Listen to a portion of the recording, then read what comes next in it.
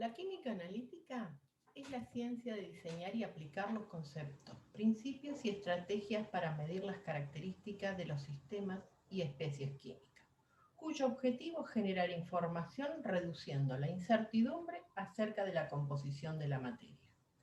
Por ello es necesario primeramente basarnos en hacer un repaso de los conceptos de la química de las soluciones acuosas, incluido el equilibrio químico, sus constantes, temas vistos en química general. Los conceptos químicos que se requieren para la comprensión del comportamiento de la solución son reacciones analíticas y equilibrio químico. Nos podemos preguntar qué se entiende por reacciones analíticas.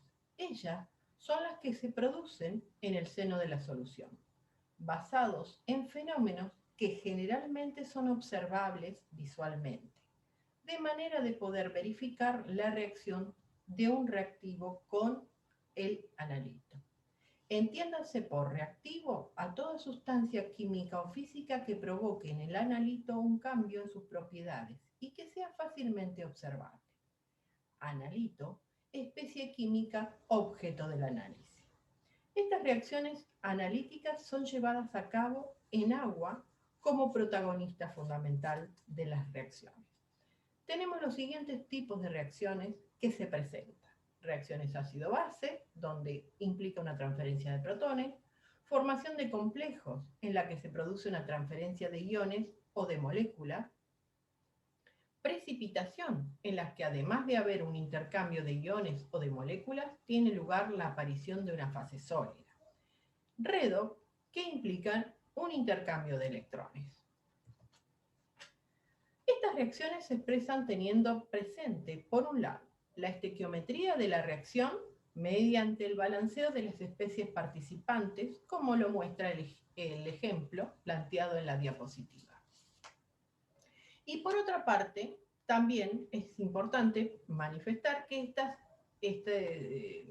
estas especies iónicas se deben plantear las concentraciones participantes en esa reacción, donde las más usadas son partes por millón, que indica, por ejemplo, 1 gramo de la sustancia de interés presente por cada millón de gramos del total de la solución.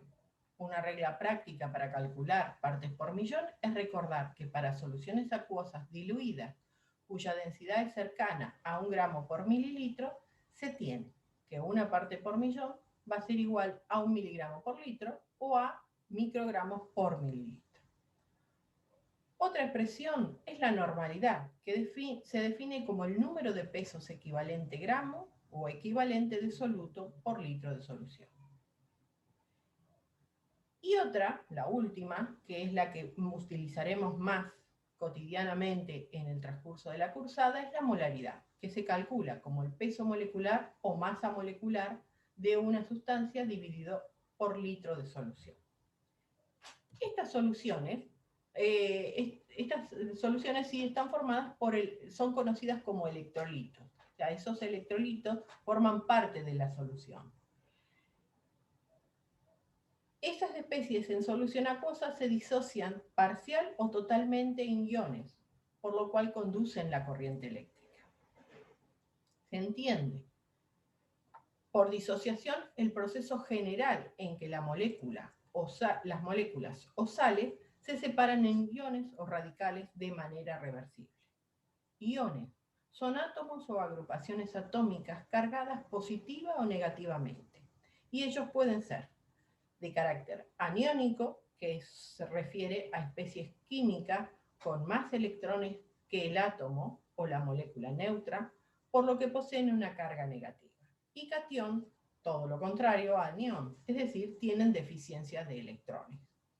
En disolución acuosa, todos los iones disueltos se encuentran más o menos hidratados o solvatados. Estos iones están unidos electrostáticamente por uniones dipolo con moléculas de agua. El agua, por su estructura, posee una constante dieléctrica elevada, 88, por lo que hace que la fuerza de atracción entre los iones de carga opuesta quede notablemente disminuida y tome preponderancia los iones disueltos en él, que son los capaces de conducir la corriente eléctrica. Estos electrolitos se los puede clasificar como fuertes, débiles o no electrolitos, como se observa en la siguiente tabla.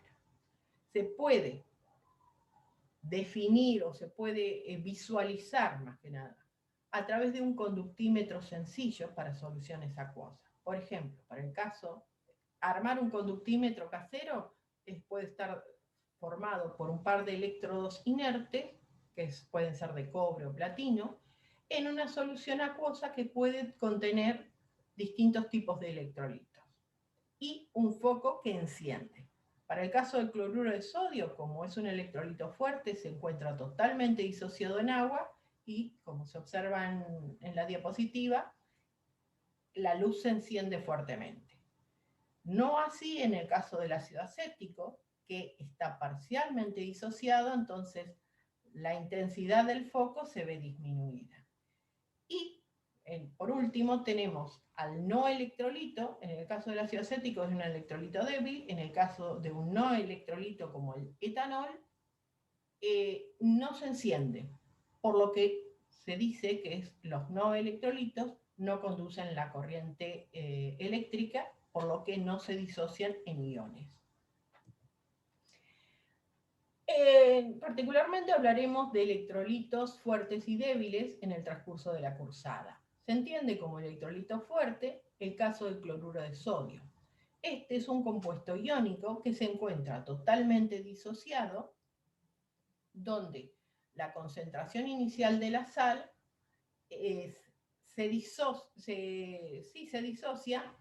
0,1 molar, por ejemplo, se disocia en 0,1 mol de iones sodio y 0,1 mol de iones cloruro. Se expresa con una sola flecha la etapa de disociación en la reacción.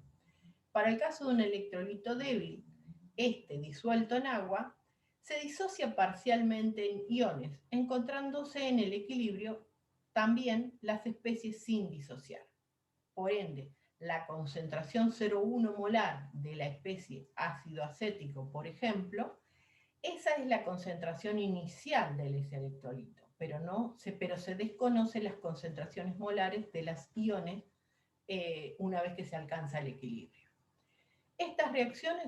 Estas sustancias dan reacciones reversibles. Esa intensidad de disociación de esos electrolitos se evalúa a través del grado de disociación o fracción molar en la cual se disocia un electrolito. Para un electrolito fuerte o un ácido fuerte, el alfa o grado de disociación es aproximadamente 1. Para el caso de un ácido débil o un electrolito débil, es menor a 1. Otro concepto químico que se requiere para la comprensión del comportamiento de las soluciones acuosas es el equilibrio químico.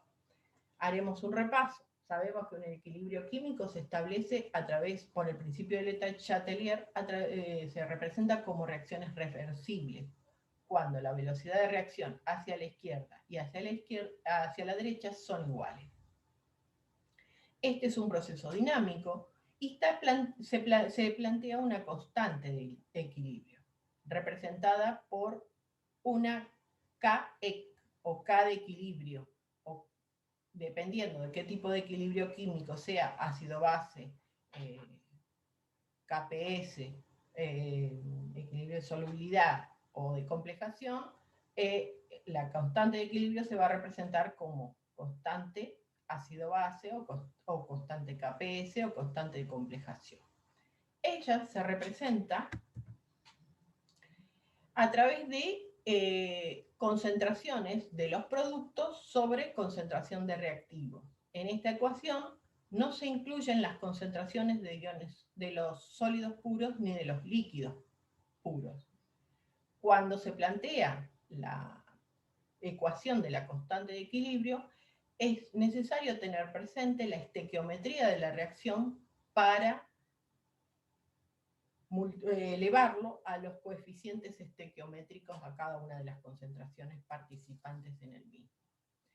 Por otra parte, la interpretación de estas constantes de equilibrio va a depender del valor de las mismas. Si el valor es muy pequeño, se puede decir que el equilibrio está completamente desplazado hacia la izquierda.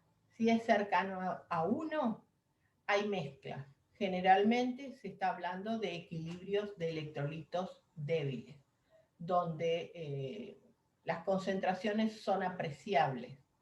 Y si el valor es muy grande, el equilibrio está totalmente desplazado hacia la derecha.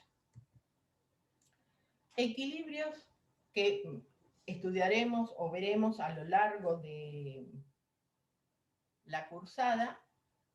Vamos a hablar del equilibrio del agua, planteado como el producto iónico del agua, equilibrios heterogéneos, como el producto iónico, el KPS, equilibrio de disociación de un ácido a una base débil, como la constante ácida o la constante básica de disociación, equilibrio de formación de complejos, como la constante de formación o la constante de inestabilidad del complejo, equilibrio de óxido-reducción planteado por la constante redox, y equilibrio de distribución de solventes en disolventes inmiscibles como la constante de distribución o constante de reparto.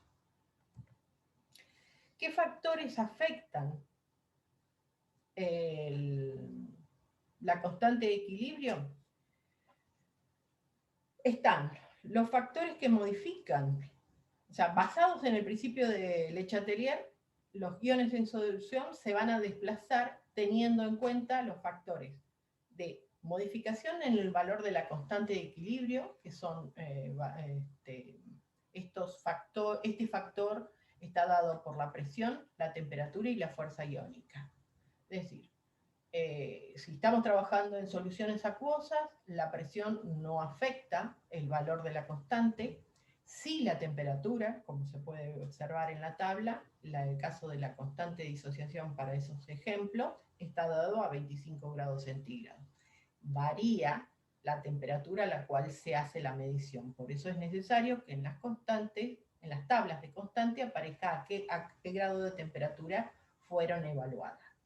Y por otra parte, la fuerza iónica de los electrolitos. Si existen electrolitos fuertes dentro del seno de esa solución, hace que se modifique la constante de equilibrio. Y por otra parte, de los valores, los factores que van a afectar el equilibrio químico, está la modificación en las concentraciones. Estas son las que en el laboratorio podemos manejarlas, digamos, con una cierta facilidad, si se quiere. Por un lado, es la modificación por la adición de un ion común que va a provocar el desplazamiento del equilibrio, como se observa ahí en la gráfica, o la de disminución de la concentración por la adición, por ejemplo, de un complejante que lo que hace es disminuir la concentración inicial del electrolito débil en la solución acuosa. Todo ello se puede plantear desde el punto de vista numérico o cálculos que debemos hacer a través del estudio sistemático del equilibrio. ¿Y cómo se puede calcular esas concentraciones de las especies presentes en la disolución en la que se establecen los equilibrios de ionización? A través de un método general, donde, por una parte, debemos tener presente que toda reacción química la vamos a expresar a través de una ecuación de equilibrio. Por ejemplo, la del ácido acético, que se va a disociar en iones acetatos y protones. Esa reacción de equilibrio la expresamos con una doble flecha que simboliza matemáticamente al signo de igualdad. De manera que para resolver este problema debemos establecer cuántas incógnitas tenemos y con ello establecer un sistema de tantas ecuaciones como sean necesarias para poder calcular las incógnitas. Ese planteo de la reacción de equilibrio y con ello plantear la expresión de la constante de equilibrio nos va a llevar a poder plantear otras dos etapas que son fundamentales. El balance de masa, que me representa la concentración inicial del electrolito débil en solución, que será igual a las concentraciones de las especies en solución una vez que se alcanzó el equilibrio. Y por otra parte, el balance de cargas. Sabemos que toda disolución contiene iones de distintas cargas disueltos. Y el principio elemental establece que la disolución debe ser eléctricamente neutra. Por lo tanto, el número de cargas negativas debe ser igual al número de cargas positivas, porque el valor final debería ser 0, o por lo menos deberían tener cargas iguales, no 0, más bien cargas iguales. Teniendo estos 3 pasos planteados, se puede hacer la resolución del sistema de ecuaciones en función de las incógnitas o la incógnita que debamos resolver según el problema planteado.